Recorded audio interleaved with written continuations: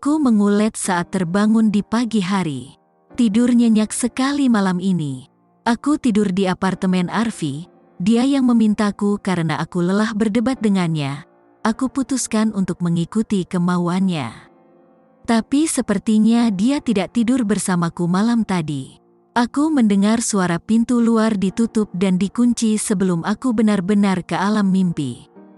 Tunggu. Aku langsung beranjak dari kasur untuk memastikan sesuatu. Dugaanku benar, dia menguncinya dari luar, artinya aku harus diam di sini menunggunya entah kapan dia pulang. Menonton TV bukan ide yang buruk sepertinya. Jam sudah menunjukkan pukul 10 pagi. Aku menuju dapur untuk melihat apa yang bisa aku masak.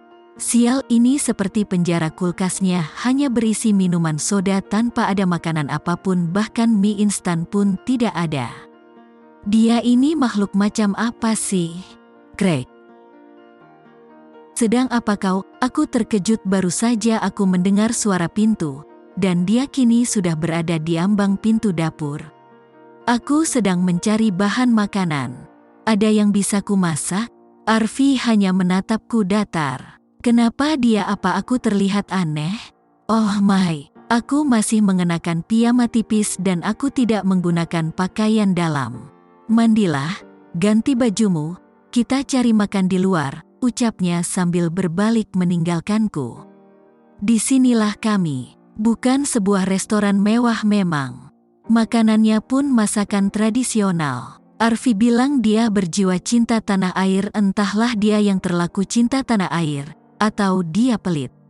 Melihat cara pakaiannya dan kendaraan yang dia gunakan sangat tidak cocok kami berada di sini. Kau tidak makan? Aku menoleh padanya. Aku mengambil sendok dan mencicipi salah satu masakan. Rasanya enak bagiku, tapi jika kau tidak suka ya, itu masalahmu. Kembali dia menyantap makanannya dengan rakus. Ingin sekali aku menumpahkan semua sayur di atas meja ke mukanya. Mau tidak mau aku harus memakannya. Di perjalanan aku tidak berniat membuka suaraku. Hanya ada musik yang terdengar. Tiba-tiba Arfi membelokkan mobilnya ke sebuah restoran. Serius, dia ingin makan lagi setelah 3 piring dia habiskan tadi. Cepat turun, ucapnya. Dia turun lebih dulu. Aku mengikutinya dari belakang. Apa yang dia mau sebenarnya? Pesan apapun yang kau mau. Aku menunggu di meja sana. Jangan lupa dibungkus aja makan di apartemenku. Mendengar itu mataku langsung berbinar. Aku menatapnya memastikan ucapannya. Cepat sebelum aku berubah pikiran, aku terkecat langsung menuju meja pemesanan. Bukan aku rakus, tapi tadi makan sebelumnya aku hanya menghabiskan 3 suap saja. Aku tidak suka masakan Sunda, padahal aku juga ada darah Sundanya. Peduli apa? Yang penting perutku kenyang dengan makanan manusiawi bagi standar lidah dan lambungku, hehe. Kenyang juga akhirnya. Aku menghabiskan 3 burger, 2 porsi kentang goreng dan 1 porsi pasta. Aku memperhatikan sekeliling. Aku lupa saat aku makan aku tidak melihat di mana Arfi berada. Aku berkeliling mencari keberadaannya. Saat akan membuka pintu kamar mandi aku mendengar suara-suara tidak asing bagiku. Tunggu, ku tajamkan pendengaranku. Tidak salah lagi, dia sedang melakukan itu. Krik, pintu terbuka tiba-tiba. Aku terkejut bukan main. Arfi menatapku menyelidik. Alisnya terangkat satu. Aku menelan ludahku. Apa yang kau dengarkan? Ucapan Arfi membubarkan lamunanku. Arfi menatapku dengan tajam. Oh tidak, apa yang harus ku jawab? Apa aku ganggu kesenangan kamu? Hanya itu yang bisa aku ucapkan. Dia mendekatkan wajahnya padaku. Menurutmu apa yang kulakukan di dalam? Tanyanya. Aku meneguk ludahku. Kau sedang memuaskan dirimu sendiri, ucapku terbata tanpa berani menatap matanya. Heran, ini pertama kalinya aku tidak berani menatap seorang pria. Dia mendekatkan wajahnya ke wajahku. Dapat kurasakan deru nafasnya. Aku memejamkan mataku. Aku sudah siap apa yang akan Arfi lakukan padaku. Kita ke dokter siang ini untuk mengecek kesehatanmu, ucapnya berbisik di kupingku. Selanjutnya dia pergi meninggalkanku. No problem, aku sering mengecek kesehatanku, dan hasilnya selalu baik. Aku melakukan itu dengan bersih, dan selalu menggunakan pengaman pada klien-klienku. Mungkin dia akan mencobaku, oleh sebab itu dia ingin memastikan aku bersih. Sesuai janji siang ini, aku dan Arfi sudah berada di rumah sakit. Dia bilang punya kenalan dokter kesehatan di sini. Aku sih manut aja, cuma bingung aja kenapa sudah berjalan hampir 10 hari dia baru mengecek kesehatanku. Selamat siang Pak, ada yang bisa dibantu? Tanya suster saat kami sudah sampai lobi. Dokter Sinta. Dia ada di ruangannya. Maaf Pak, Dokter Sinta hari ini izin, ada urusan keluarga. Apa? Aku terkejut saat Arfi berteriak. Saya sudah membuat janji dengannya kemarin. Maaf Pak, atas nama siapa ya? Julia, benar Pak. Memang ada jadwal pemeriksaan Dokter Sinta pada pasien bernama Julia, tapi di sini dialihkan pada Dokter Anton. Hubung Dokter Sinta tidak bisa datang di jam yang dijanjikan. Aku melihat Arfi mengerang frustasi.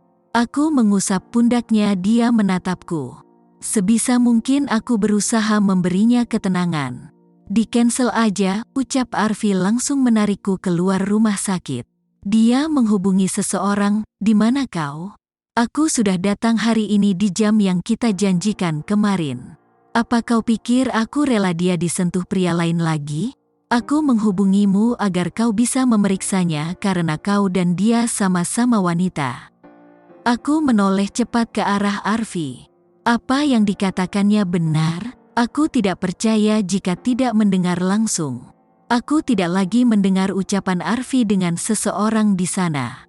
Ucapannya yang singkat mampu membuat pikiranku penuh tanda tanya. Ayo kita ke mall dekat sini.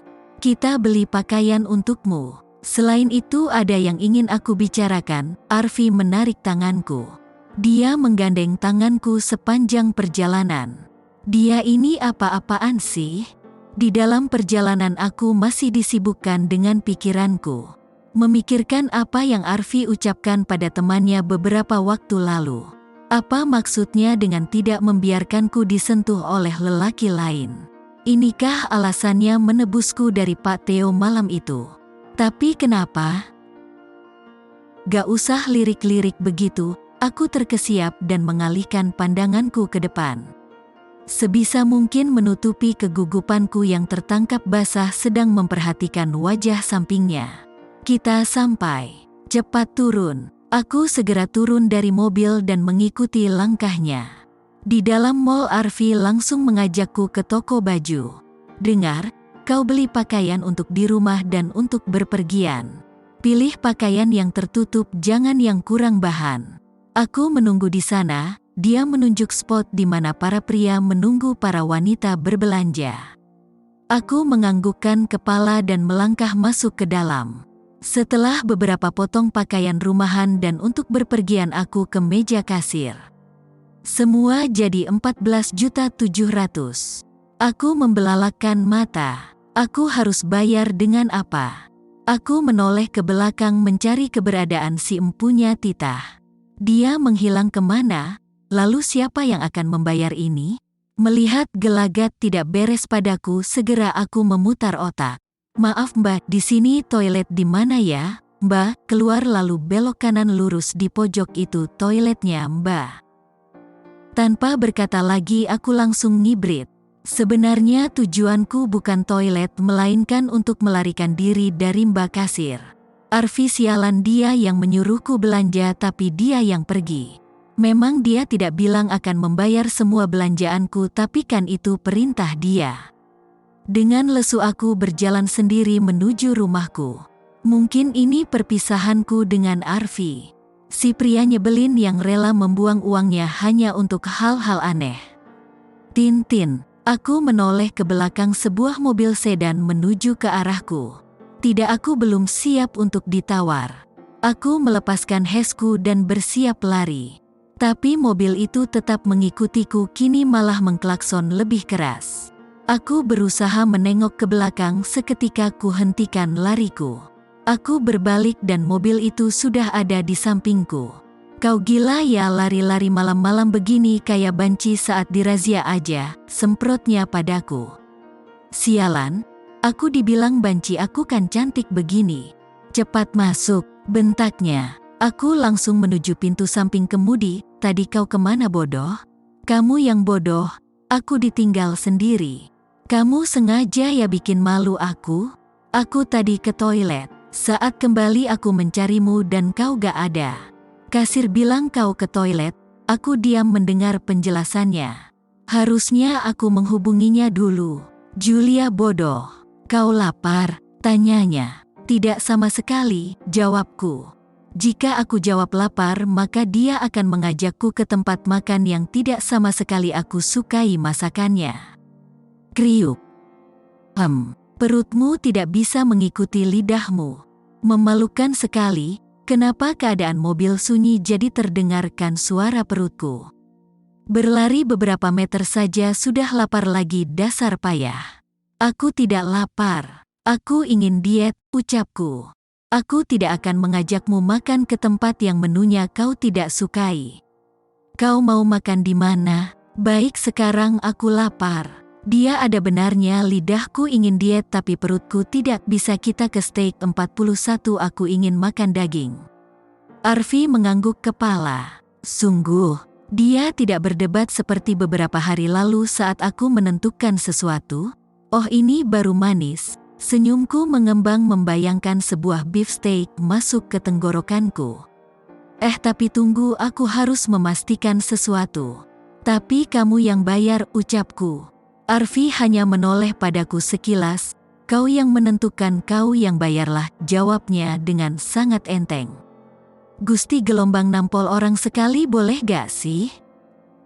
Tidak jadi. Aku bisa masak mie instan di rumah, ya setidaknya aku tidak kelaparan malam ini. Arfi terkekeh mendengar jawabanku. Dia tersenyum, dapat kulihat dari wajah sampingnya. Bodoh. Aku tidak ingin terkena usus buntu jika makan mie instan, aku mendelik padanya. Yang bilang masakin kamu siapa? Terlalu percaya diri kamu itu, ih. Dia tertawa sekilas dan mengacak rambutku. Aku tertegun mendapat perlakuan barusan darinya. Selama aku pindah ke kota belum pernah ada yang memperlakukan aku seperti itu. Pikiranku kembali teringat saat Arfi menghubungi seorang temannya dan membatalkan janji cek kesehatan dengan seorang dokter lelaki. Baik, kita sampai cepat turun. Aku turun tapi tanganku tertahan. Ini tidak gratis. Malam nanti aku akan meminta imbalan padamu. Bersiap-siaplah, ucapnya. Kenapa kau tidak melakukan itu dari awal sih? Moodku kembali turun, hatiku mencelos. Kupikir Arfi berbeda dengan pria lain, tapi lagi-lagi hanya pikiranku saja.